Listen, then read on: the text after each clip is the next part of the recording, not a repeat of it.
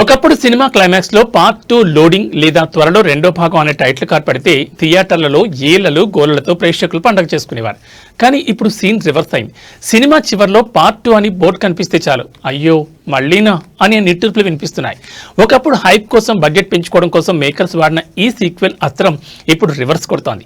కథలో దమ్మి లేకపోయినా కేవలం సెన్సేషన్ కోసమే రెండు భాగాలుగా తీయడం వల్ల ఆడియన్స్ కు విసుగు పుడుతోంది. అందుకే ఇప్పుడు టాలీవుడ్ టాప్ డైరెక్టర్లు అందరూ ఒకే మాట మీదకి వచ్చారు. అది నో మోర్ పార్ట్ 2.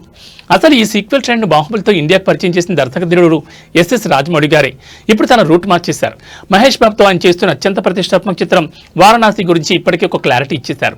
ఈ సినిమా కేవలం ఒక భాగమేనని, క్లైమాక్స్ లో ఎలాంటి పార్ట్ 2 కార్డులు ఉండవని అని స్పష్టం చేయడం విశేషం.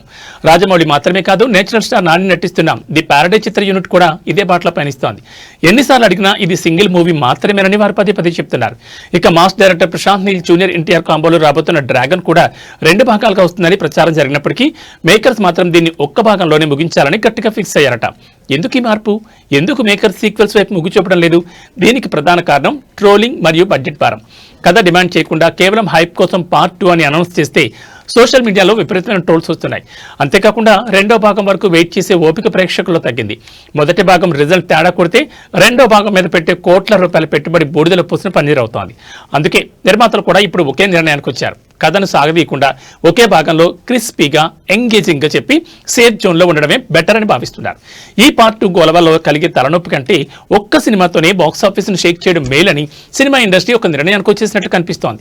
మొత్తానికి చూస్తుంటే రానున్న రోజుల్లో పార్ట్ 2ల హడావిడి తగ్గలేనా ఉంది. మరి ఈ ఒక్క భాగంలోనే వచ్చే ఈ భారీ చిత్రాలు ప్రేక్షకులు ఎంతవరకు మెప్పిస్తాయో వేచి చూడాలి. ఈ ట్రెండ్ మార్క్ పై మీ అభిప్రాయం ఏంటి? పార్ట్ 2లు ఉండడం మంచిదా, లేక ఒక్క సినిమాతోనే కథ ముగిస్తే బాగుంటుందా? మీ కామెంట్స్ లో తెలియచేయండి.